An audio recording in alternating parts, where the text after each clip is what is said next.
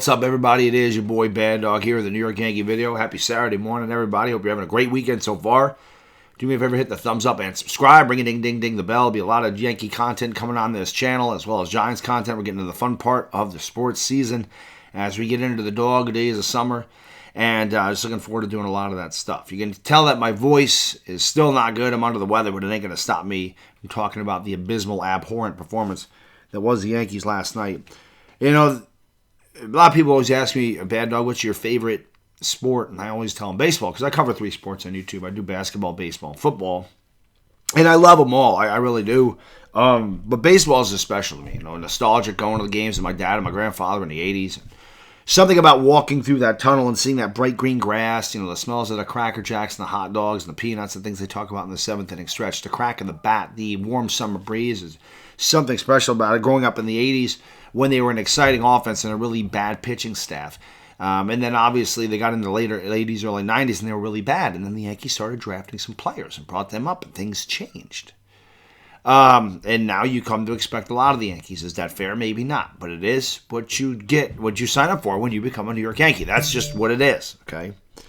The Yankees last night, that was one of the most horrific, pathetic, disgraceful performances I've ever seen in my life. And I have said this a million times. The team, and I don't care what sport you're talking about, a team takes on the direct reflection of the manager, the coach, whatever. The Yankees officially committed 2 errors last night, but anyone that watched that game saw at least 6. Calhoun misplayed a couple balls and left. Bowers misplayed a ball on right. Bowers threw the ball into the infield. It missed a cutoff man. It got by Donaldson. Glaber screwed up a couple times. Anthony Rizzo screwed up and bobbled the ball, just being lazy. The second game in a row, that he ran all the way over to second base for some reason, ranging way too far to his right when the ball's hit right at Glaber. So either he doesn't believe in Glaber, why would you? He can't field. Or he didn't know where Glaber was playing. Either way, it's a bad look. And then, of course, the pitcher doesn't cover first base. I don't care if you're a rookie or not. You learn that from day one in Little League. If you're the pitcher to run over to first base and the ball is hit to your left side, that you want to cover first base. That's just basic baseball. The Yankees do not do anything fundamental. Analytically, they're one of the worst teams in the league. They're just absolutely terrible. This team has one of the worst OBS, on-base percentages in the league. Okay, one of the worst averages in the league. I understand Volpe's been struggling. I'd rather watch a kid, be a rookie that's 22 years old and struggle and go through the growing pains of being a Major League Baseball player at $750,000 or whatever he makes, as opposed to watching Josh Johnson make $25 million, stink it up over third base, and run into a freaking pitch, when they're down by 10 runs. He's hitting 160, and he was terrible last year, and he's been terrible ever since we got him. I mean, how they decided to go with the left side or right side of the infield of IKF and Josh Johnson and pay the same amount of money they could have paid Gio Urshela and Carlos Correa is beyond me.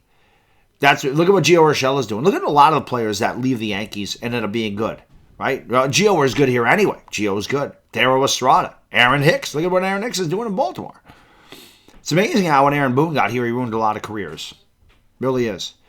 He's lazy. He's gutless. And this team plays lazy and gutless. And people can talk about Judge is hurt, this and that. I don't care if Judge and Bader are hurt. You're the Yankees. You have unlimited resource and a $300 million payroll. And you mean to tell me you can't field a better outfield than Bowers, Calhoun, and McKinney? This is the New York Yankees in 2023. McKinney, Calhoun, and Bowers. That's what we have out there in the outfield. There's no prospects that can come up and do a better job. Esteban Florial can't get a chance. What do you have to lose? People can say, you're not a GM, you're not a manager. No, I'm neither one of those things. But what I am is a fan. And I have common sense. And I understand that that's a dying breed. But the fact of the matter is, I don't care if it's baseball, basketball, football, weight training, your job. I don't care what it is. If you're not getting to a point, you're not succeeding the way you want to, you need to change something. You can't do the same thing over and over and over again and expect different results. But that's what this Yankee team does. They consistently run it back. Aaron Judge was healthy last year, had a monumental season, one of the greatest seasons in the history of Major League Baseball. And the Yankees were promptly swept out of the ALCS. Is that their end game? Is that all they're trying to do?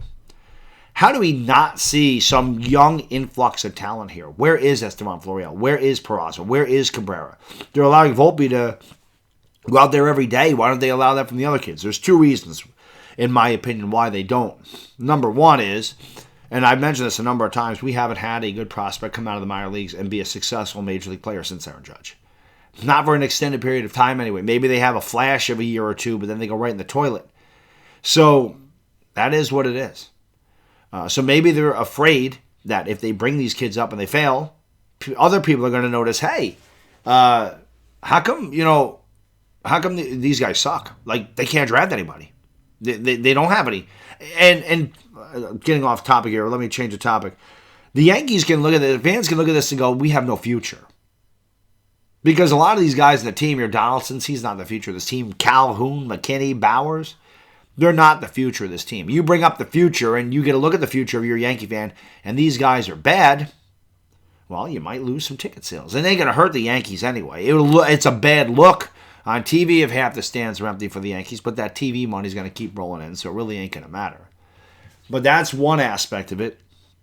Number two, again, this has to go back to ticket sales, is that, they're going to say, who wants to watch a lineup of Peraza, Cabrera, Austin Wells, Estevan Florial, and Anthony Volpe? You know who wants to watch that? The real fan. The real Yankee fan wants to see exactly what kind of talent we have, because what we have at the major league level is not winning World Series. It's not even getting to World Series. The Yankees have been to one World Series since they opened this stadium. And I touched on this last night during the stream, okay? That's the other thing. The real fan wants to see the prospects come up and play. But the New York Yankees have priced out the real fan. They've priced the real fan out of going to games. So there's not that aura and mystique of once was Yankee Stadium. It's not there. Teams don't go into Yankee Stadium and go, oh God, the Yankees.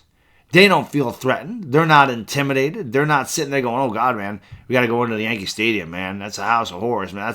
That's a hard place to play. Them fans are insane. They're loud. The stadium shakes. And that's gone. And it's been gone for some time.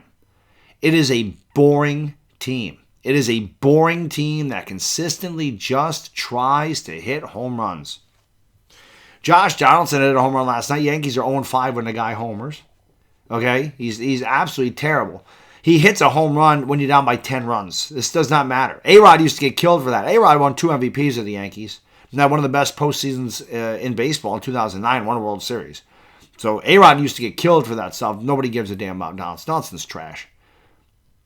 Can't field, he can't run, he can't hit. He does nothing. And Michael Kay's like, oh, just wait till Donaldson gets back. The guy's hitting 160 and getting paid $25 million. Yankees field a lot of those types of players. Brian Cashman is always trying to outsmart people. Well, Brian Cashman is a dinosaur. He's not a young analytical mind. This happened with the Giants. They had dinosaurs in there. They finally cleaned it all out. The Giants had a wicked quick turnaround last year when they had some guys that were actually in the 21st century. So this Yankee team last night, I don't know if they hit rock bottom or not, but that was absolutely inexcusable. The way they played, the way they threw the ball around the infield, outfield, kicked the ball, misplaying balls. Going up there, swinging for the fences every freaking time. They're boring, man. They don't put rallies together. The most exciting thing we've seen in a long time was IKF against the Mets the other night. Beat out a double play, stole second, went to third on a throwing error, had a straight steal at home. Then his reward for his hustle and exciting baseball play, you're going to take a seat, IKF. We're not going to play you. We're gonna sit there and play, McKinney, Bowers, and Calhoun in left. Willie Calhoun in left on the Green Monster. Yeah, that's really good managing. The only thing Aaron Boone does on a consistent basis, and I say this all the time, constantly switches the lineup. How can you have any kind of consistency when your lineup is completely inconsistent? Guys are getting shuffled in and out of the lineup, up and down the lineup. So many of these guys are playing out of position because the analytics say to do so. Well, the analytics ain't working. The ball players ain't working. They ain't hitting, they ain't fielding, they ain't running. They're not winning. And if Judge is that big of a piece, it's just insane to me that the Yankees can't find something else to pick him up when he's gone. Rizzo's been hitting about 050, since Judge went down. Stanton, same thing. They've been absolutely terrible. These are the guys you're supposed to rely on. And they've been horrible. And Aaron Boone had a big smile on his face, and Anthony Rizzo hit a 2-run double and then, scored, and it was 13-4. Aaron Boone thought that was just hunky-dory. That was great. Until something changes. I don't care if you got to fire the hitting coach. I don't care if you got to fire Boone. I don't care if we got to fire Cashman. I don't care if we got to fire them all. You need to start releasing players. You need to start changing things. When a guy embarrasses you on the field, you need to get his ass off the field. Boone doesn't have the guts to do it. He did it once. And he didn't have the guts to go out and take Aaron Hicks off the field that night. He just sat him down in between innings. We saw a guy like Billy Martin go right out to Reggie Jackson, pull his ass off in the middle of an inning. Get off the field. You're Reggie Jackson, one of the greatest players ever. And Billy Martin says, you don't hustle, you're out of the game. Things have changed. But one thing that has not changed is the Yankees continue to disappoint. And that was certainly a massive disappointment last night. Anyway, that's all I got in this video. Thank you for watching. Please like and subscribe. Bring a ding, ding, ding the bell. We'll see you next time. It's been Ding Dizzle. I'm out. Peace.